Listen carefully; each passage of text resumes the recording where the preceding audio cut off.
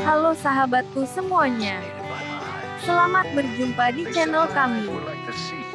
Kali ini kita akan review salah satu film terbaik yang berjudul Farewell to the King, yang rilis pada tahun 1989. Dalam film ini mengisahkan perlawanan suku Dayak pedalaman Kalimantan melawan para penjajahan Jepang yang akan mengganggu tempat tinggal suku Dayak pedalaman Kalimantan. Sebelum lanjut, mari dukung channel ini agar bisa berkembang dan lebih maju lagi. Mari kita lanjut.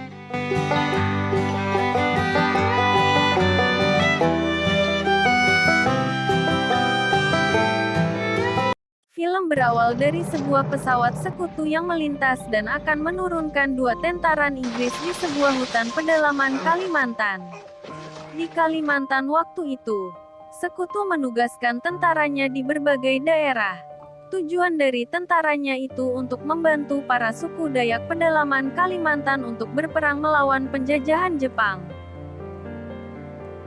Setelah berhasil mendarat, kedua tentara Inggris tersebut langsung disambut oleh sekelompok suku Dayak. Kedua tentara Inggris itu bernama Sir Santengga dan Kapten Fairbairn. Mereka berdua dibawa ke tempat suku Dayak tinggal, tetapi karena perjalanan ke tempat tinggal mereka sangat jauh, dan terpaksa harus bermalam di tengah perjalanan.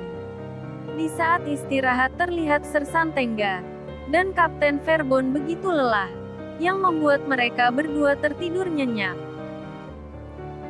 Keesokan paginya mereka berdua terbangun dan terkejut, karena badan mereka berdua tidak bisa bergerak karena sudah terikat tali oleh suku Dayak, pada saat mereka berdua tidur. Lalu mereka berdua digotong menuju tempat tinggal suku Dayak. Sesampainya di perkampungan, Kapten Fairbairn terkejut melihat ada kulit putih yang sama sepertinya berada di kampung itu, dan orang itu terlihat dihormati sebagai pemimpin mereka. Di malam hari, pria kulit putih itu mendatangi Kapten Fairbairn dan menanyakan tujuan mereka. Lalu Kapten Fairbairn menjelaskan jika dirinya ingin membantu masyarakat Dayak dan akan memimpin berperang untuk melawan pasukan Jepang. Sebab pasukan Australia juga akan segera datang ke Pulau Kalimantan dan akan mengambil alih Pulau Kalimantan dari pasukan Jepang. Namun pria kulit putih itu tidak mau membantu dan tidak menanggapi ajakan Kapten Fairbairn dan langsung pergi dari tempat itu. Hari berikutnya Sir Santengga dan Kapten Fairbairn diundang ke acara pertemuan di sebuah rumah panjang. Karena pemimpin suku Dayak orang kulit putih itu akan menceritakan asal mula jati dirinya bisa berada di kampung pedalaman suku Dayak yang sebenarnya. Lalu pria kulit putih itu menceritakan asal mulanya. Dia bernama Leroy. Ternyata Leroy adalah seorang tentara Amerika Serikat yang tersesat di Pulau Kalimantan. Ceritanya, Leroy dan teman-temannya berusaha kabur dari kejaran pasukan Jepang. Lalu mereka terombang-ambing di laut dan mereka terdampar di Pulau Kalimantan. Mereka berjumlah 5 orang. Tetapi saat mereka sedang berada di bibir pantai, salah satu teman Leroy meninggal. Lalu teman-teman Leroy melihat ada sebuah cahaya dan mengajak Leroy untuk mendatangi sumber cahaya tersebut. Tetapi Leroy tidak mau ikut karena dia menganggap itu adalah kamp tentara Jepang. Dan akhirnya Leroy dan teman-temannya berpisah. Di perjalanan, Leroy menyaksikan teman-temannya tertangkap dan disiksa. Lalu ketiga temannya dibunuh semua oleh tentara Jepang di tempat kamp mereka. Setelah menyaksikan teman-temannya dibunuh, Leroy langsung berlari ke dalam hutan agar pasukan Jepang tidak mengetahui dirinya yang masih tersisa.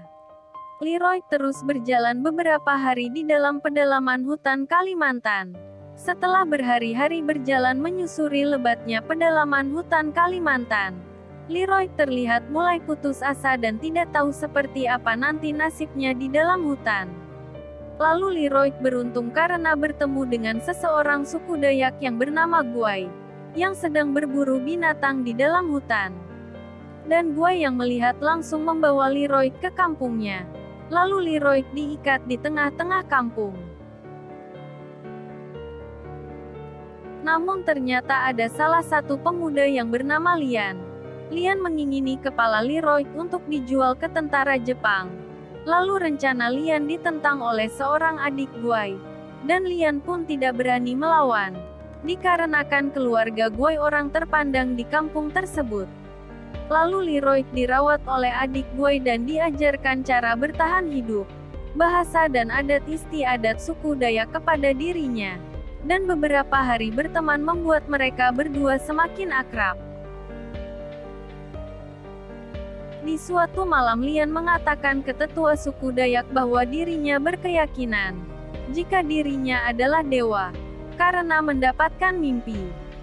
Di pertemuan malam itu Leroy datang dan akan menantang Lian. Karena Lian yang mengingini kepalanya. Mendengar tantangan Leroy, para tetua suku Dayak mengabulkan tantangannya. Tak menunggu lama Leroy dan Lian langsung bertarung.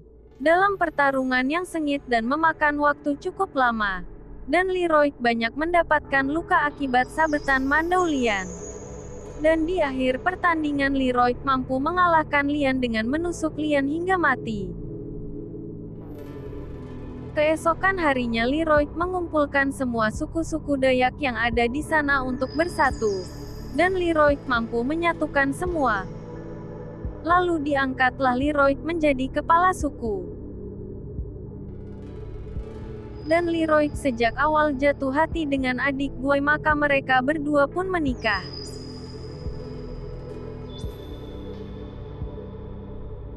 Lanjut ke cerita Kapten Verbon. Di pagi hari terlihat Kapten Verbon terus-menerus membujuk Leroy supaya suku Dayak. Tetapi Leroy tetap tidak mau menyetujuinya. Karena tentara Jepang tidak mungkin tahu tempat perkampungan mereka tinggal. Pada saat malam harinya Kapten Verbon melaporkan situasi mereka di sana menggunakan radio miliknya. Dan pagi tiba terlihat sebuah pesawat tempur melintas dan menghujani peluru dan membombardir desa mereka yang membuatnya hancur seketika. Dan Leroy langsung menghampiri Kapten Verbon. Lalu dia sangat marah sebab akibat ulah radio Kapten Verbon yang menyebabkan tentara Jepang tahu tempat desa mereka. Karena sudah terlanjur. Tentara Jepang sudah mengetahui tempat desa mereka dan Leroy pun terpaksa menyetujui permintaan Kapten Verbon karena terdesak. Sebab jika dia tidak menyetujui maka kampung dan warganya akan mati semua oleh tentara Jepang nantinya.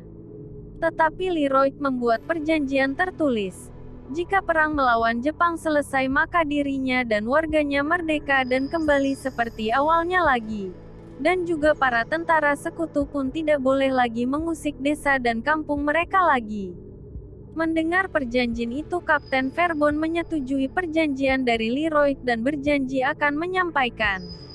Lalu Kapten Verbon menghubungi pangkalan untuk meminta persenjataan dan tambahan pasukan tentara sekutu.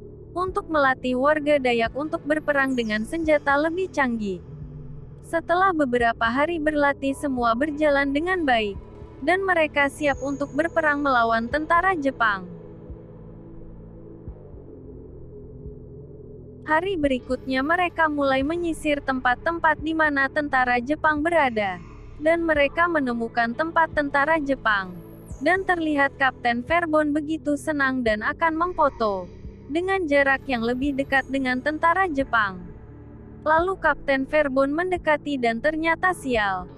Aksi Kapten Verbon diketahui oleh salah satu tentara Jepang. Dan terjadi saling tembak.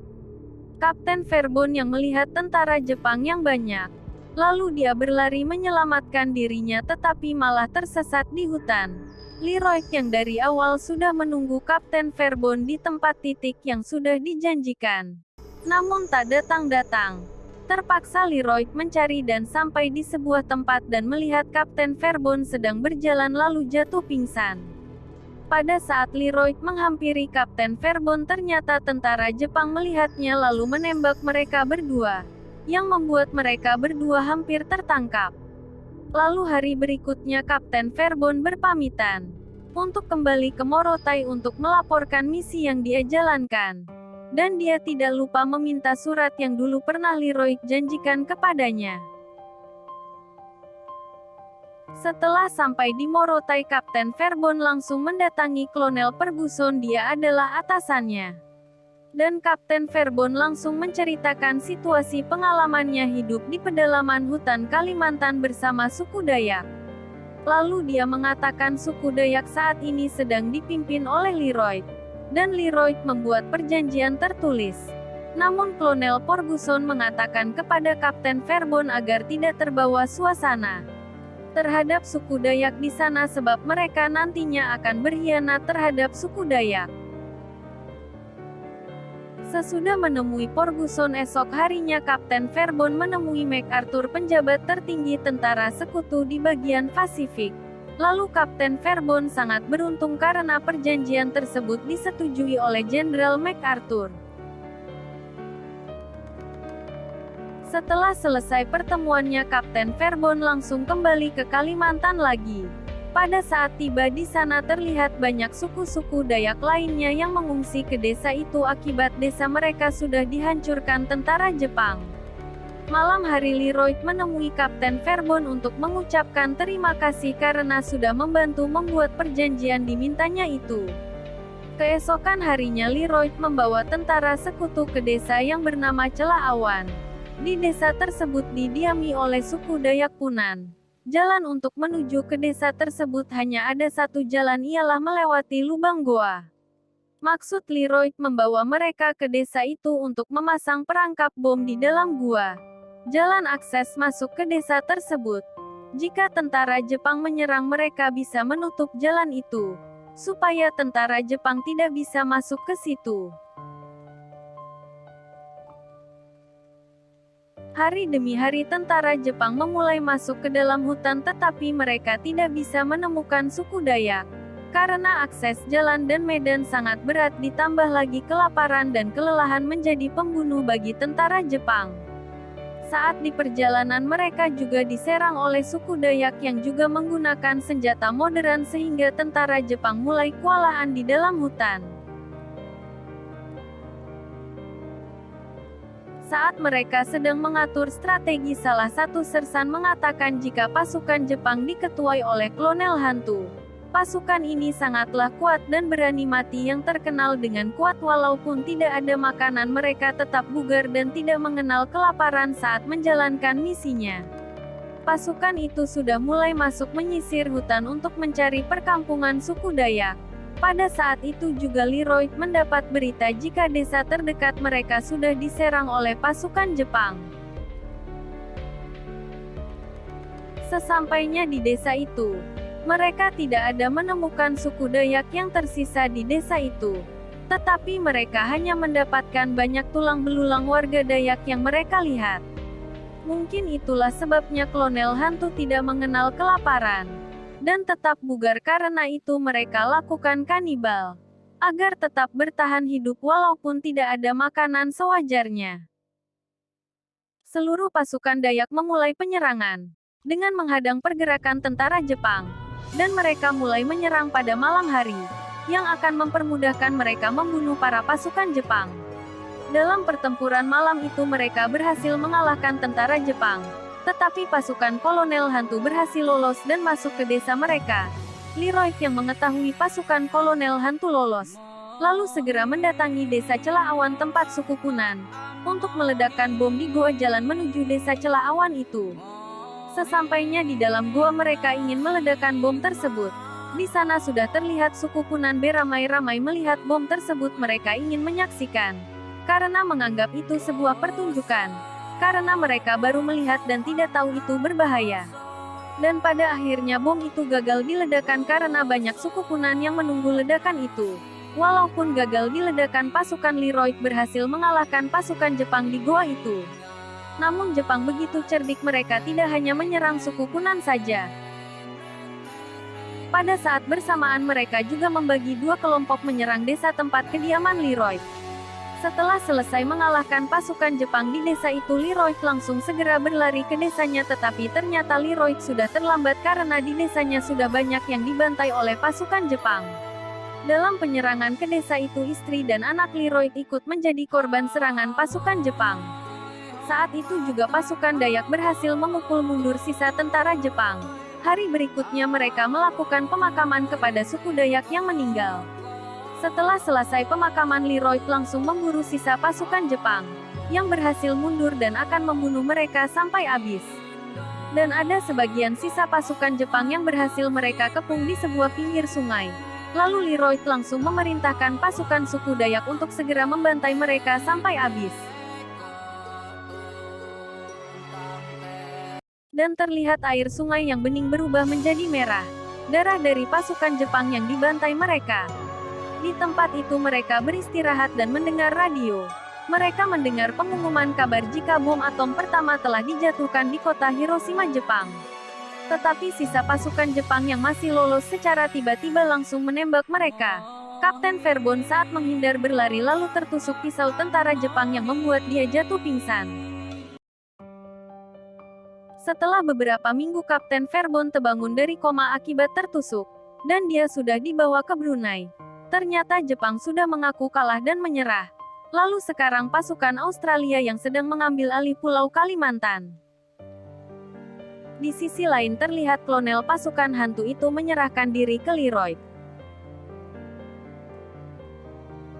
Beberapa hari kemudian, Leroy dan pasukan hantu menyerahkan dirinya, tetapi dengan syarat masyarakat Dayak bisa bebas mengambil garam di lautan. Mendengar permintaan Leroy, mereka ingin menolak. Tetapi dikarenakan tempat itu sudah dikepung oleh suku Dayak, maka permintaan Leroy pun dengan terpaksa disetujuinya. Dan Kolonel Ferguson langsung datang, dan akan menjemput Leroy pergi dari Pulau Kalimantan, dan langsung dibawa ke Manila untuk diadili di sana. Karena Leroy dianggap sebagai prajurit militer yang sudah membelot. Di kapal itu terlihat Kapten Verbon. Kapten Verbon sudah tahu jika Leroy ditahan di dalam kapal itu. Namun kapal mereka mengalami kerusakan, dan Kapten Verbon tidak menyia-nyiakan kesempatan terbaik itu untuk melepaskan Leroy yang ditahan di dalam kapal. Dan dia berhasil membebaskan Leroy dari dalam kapal itu. Lalu Leroy berenang ke sebuah pulau yang terdekat dari kapal itu. Dan akhirnya Leroy berhasil membebaskan diri yang dibantu oleh Kapten Verbon. Lalu saat itulah pertemuan yang terakhir kalinya Kapten Verbon bersama Leroy. Dan akhir film, Leroy berhasil bebas dari tahanan dibantu Kapten Verbon. Lalu film Farewell to the King selesai. Semoga kalian suka dengan film ini.